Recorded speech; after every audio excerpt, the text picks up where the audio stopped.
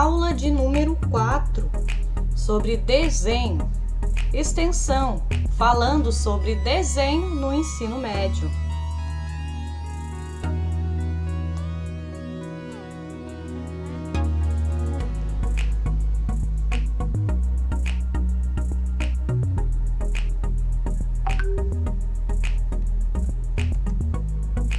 Primeiramente, antes de qualquer desenho, devemos sempre realizar o exercício de traços.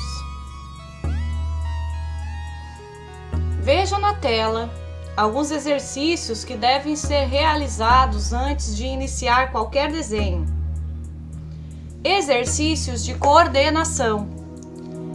Sempre é preciso treinar, com o objetivo de dominar a coordenação motora, a exercitar tanto o ritmo como a velocidade e a pressão exercida pelo lápis sobre o papel enquanto você faz o desenho, ou um sombreamento, que é o responsável pela beleza e a qualidade do trabalho. Procure fazer variações de traços com diversos lápis, HB, B, 2B até o 6B. Vá do tom claro para o escuro e vice-versa. E mova o seu braço por inteiro e não apenas a sua mão. Observe o exemplo desta casa. Note como a variação de traços e tramas dá graça, beleza e elegância ao trabalho. Tipos de linha e traços que você está vendo na tela à sua esquerda. Treine então linhas retas horizontais, inclinadas, verticais. Faça formas circulares para desenhar à mão livre. Já a trama é útil para fazer o efeito de claro e escuro no desenho. Linhas retas, curvadas e tramas permitem fazer tanto as linhas de contorno quanto o sombreamento de um desenho. Exercite o controle do lápis e obtenha ótimos traços.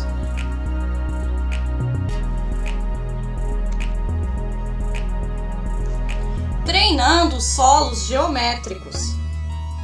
Antes de iniciar o treinamento com solos geométricos, nas aulas anteriores nós já falamos sobre a necessidade de se treinar os traçados do desenho, assim como também o treino das figuras geométricas planas antes de partir para os sólidos.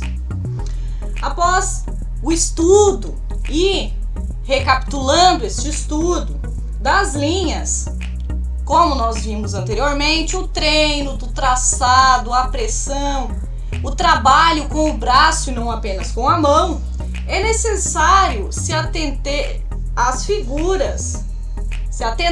figuras de formas geométricas básicas, como é o caso do círculo, do cilindro, cone, oval, quadrado, retângulo e triângulo, entre outros. Treine a construção das figuras geométricas planas e, posteriormente, a construção dos sólidos geométricos.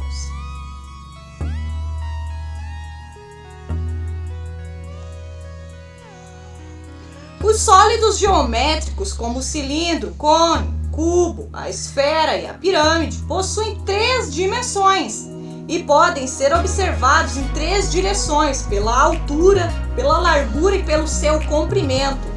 Considere o cubo como principal figura da perspectiva.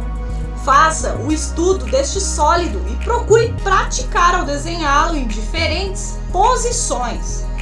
Depois, faça o exercício das outras figuras sólidas para utilizá-los nos seus desenhos.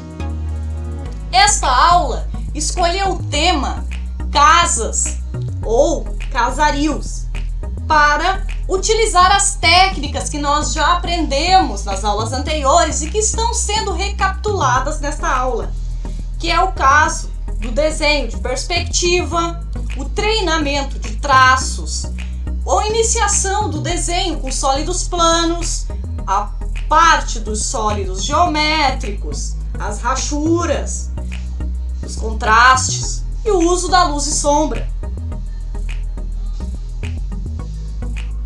Observe que para construir uma figura sólida, nós sempre partimos da geométrica e usamos a perspectiva para ter profundidade, tornando-o tridimensional.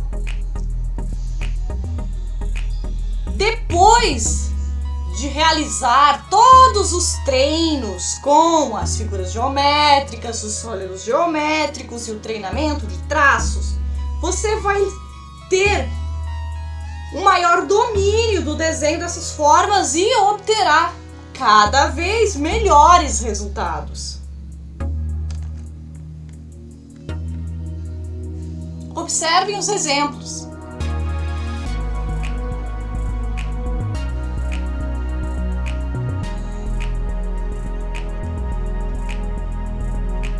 Além da representação de rostos e da anatomia humana, um dos motivos mais procurados pelos amantes do desenho é a casa, seja infantil, abstrata ou concreta, feita tanto artisticamente como em arquitetura.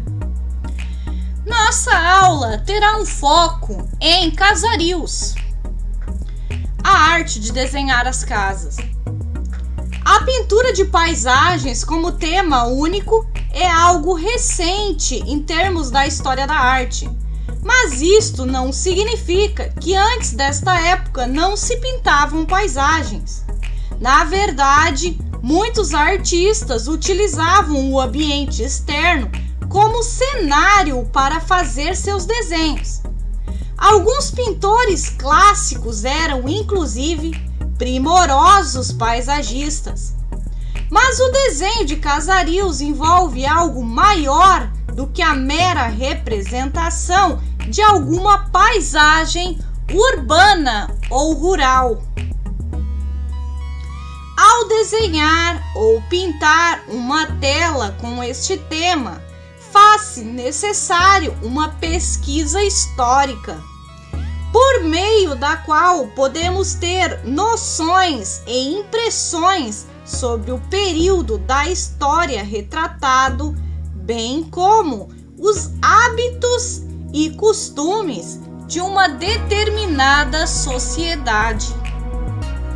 Muitos destes desenhos, sejam eles sobre casarios antigos, medievais, coloniais ou contemporâneos, foram feitos simultaneamente à formação da civilização. Por isso, são considerados documentos históricos por muitos especialistas. Conhecidos também por paisagens urbanas, os desenhos de casarios são muito abrangentes, incluindo também a representação de igrejas, castelos, fazendas e casas de praia, ruas, passagens e vielas ajudam na representação do desenho ou da pintura do casario, sendo que o horário e o clima reforçam também este tipo de desenho. Assim, esta arte se revela de grande importância, uma vez que é capaz de transformar e transmitir às gerações futuras um pouco sobre a história. As cidades e suas edificações vêm se alterando há milênios. Suas representações foram feitas das mais variadas maneiras, em pedra, papiro, pergaminho ou tela, mas sempre mantendo sua identidade e prova de existência. Antes do Renascimento, as paisagens urbanas tendiam a ser planas, sobretudo porque as regras da perspectiva linear ou atmosféricas ainda não tinham sido desenvolvidas. O pintor e arquiteto italiano Giotto di Bondone foi o primeiro a introduzir a perspectiva nas pinturas durante o período renascentista. A partir daí, a representação de edificações passaram a ter forma e volume. Alguns historiadores da arte afirmam que suas perspectivas não eram cônicas, como as criadas por Filippo Brunelleschi, ou seja, com pontos de fuga. Porém, é visível que em todas as pinturas de Giotto há volume dentro da forma de cubo.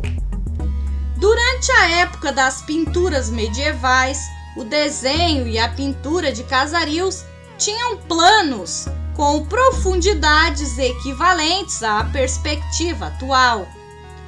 Todavia, quando o arquiteto Brunelleschi criou no século XV a perspectiva por meio de pontos de fuga, seu método permitiu aos artistas desenhar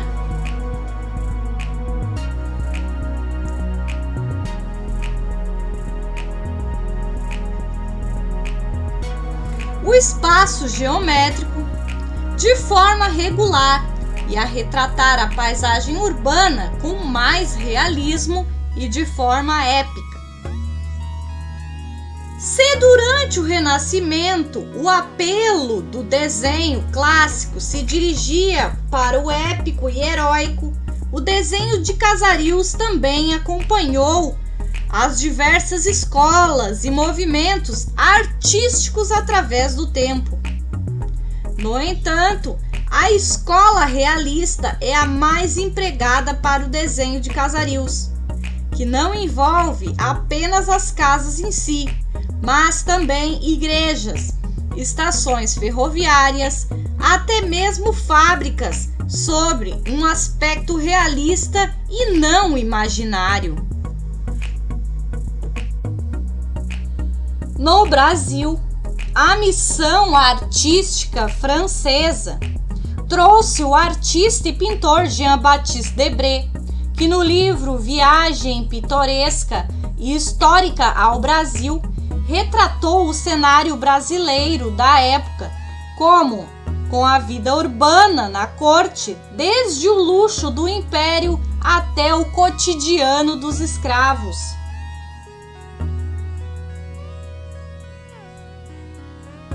Debré era um artista muito detalhista, que deixou em suas obras uma fonte histórica por meio de desenhos e pinturas feitas com aquarela. A história do desenho de casas e edificações tem início na pré-história, quando o homem, por meio do manuseio de pedras, começou a criar edificações. Exemplos disso são os monumentos de Stonehenge, construções megalíticas, ou seja, de pedras enormes na região de Avebury, Reino Unido, datadas de aproximadamente 2075 anos a.C., e ainda o alinhamento de Karnak, com mais de 1.600 menhires de 6 metros de altura, alinhados em 11 fileiras. O primeiro povo a se organizar em comunidade e estado foram os sumérios, informação provinda de fontes não oficiais, uma vez que nem em papiros ou mesmo na Bíblia há relatos anteriores a esse povo. No entanto, foi com a criação da geometria, iniciada pelo povo grego, com base em estudos anteriores feitos pelos babilônicos e egípcios, que foi possível erigir edificações de templos, palácios e casas. Durante o período do Renascimento, com a criação da perspectiva, introduzida na pintura pelo mestre Bondone, bem como o advento da arquitetura de Filippo Brunelleschi, tanto no desenho como na pintura, cada vez mais começa-se a representar gratificamente as construções existentes.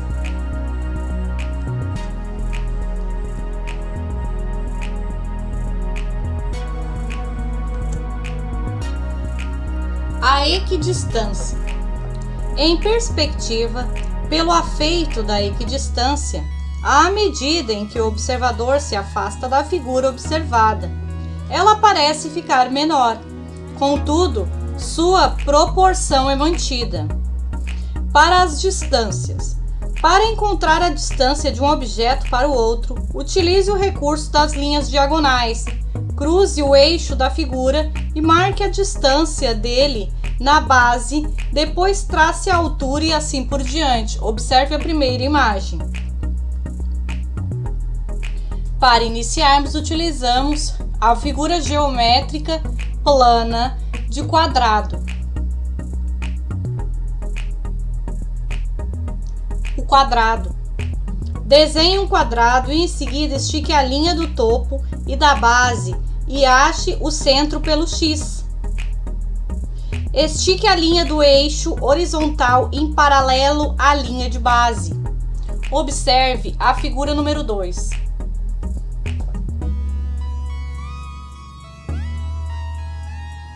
Trace uma linha diagonal na parte superior do X, de forma a cruzar o eixo feito pelo quadrado.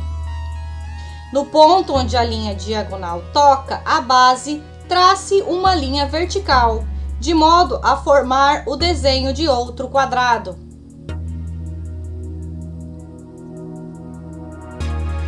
O quadrado perspectivo. Desenhe um quadrado e leve ao ponto de fuga. Ache o centro pelo X, depois leve o centro do quadrado ao ponto de fuga. Pela parte superior do X, trace uma linha diagonal de forma a cruzar a linha do eixo perspectivo até a linha de base.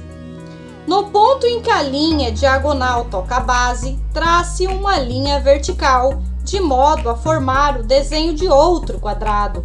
Repita o processo para achar outros quadrados perspectivos.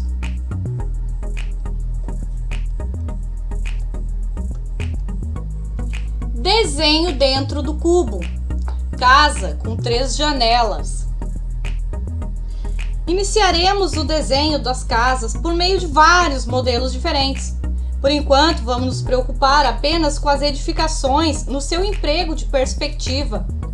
São as construções feitas a partir dos cubos, ou paralelepípedos, também denominado de caixas, uma vez que a maioria das formas se encaixa neste padrão. Primeiro passo para desenho da casa com 3 janelas. Observe a primeira figura da esquerda para a direita. Como já falamos anteriormente nos passo a passo, trace uma linha do horizonte com 2 pontos de fuga e desenhe um retângulo perspectivo. Nas arestas do retângulo, trace 3 linhas verticais. Feche a caixa ou o paralelepípedo.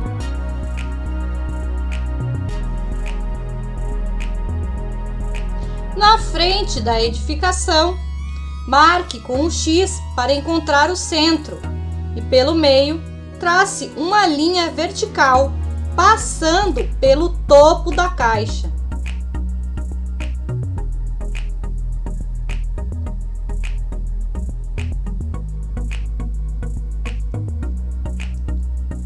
Na segunda imagem, da esquerda para a direita, observe. Acima da caixa, desenhe uma forma triangular e leve ao ponto de fuga. O ponto de fuga 2. Utilize a mesma inclinação usada na frente e feche o telhado atrás. Para determinar a altura da porta, divida a linha vertical frontal em 3 partes.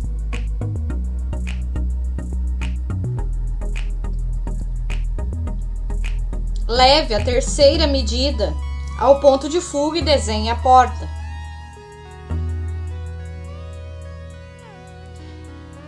Terceira imagem, já na direita, primeira imagem da sua direita.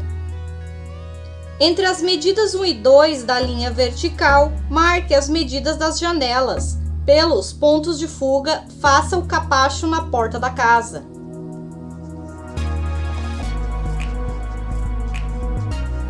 Terceira imagem. Para desenhar a chaminé, primeiro trace duas pequenas linhas inclinadas iguais ao do telhado e uma ao ponto de fuga 2. Depois, trace as linhas verticais e feche a chaminé. Decore a casa acrescentando os acabamentos nas janelas e na porta.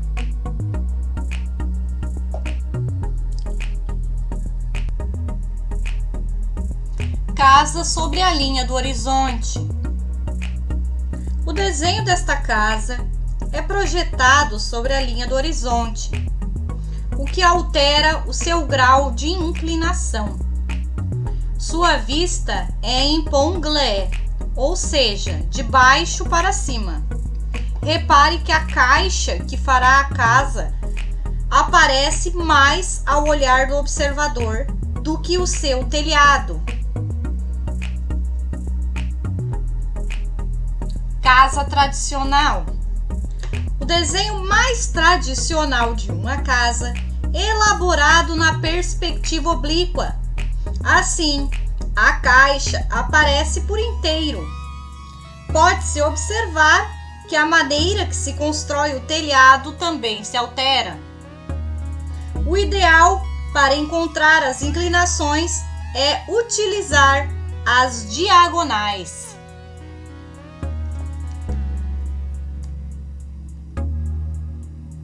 Luzes, sombra, efeito de luz e sombra. Teoria.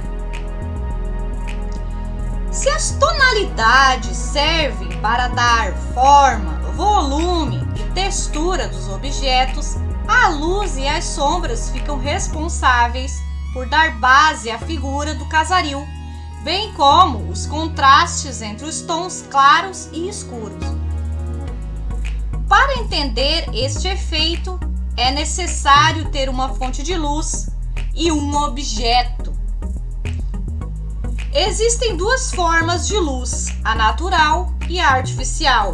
A sombra também pode ser observada dessas duas suas maneiras, a própria e a projetada.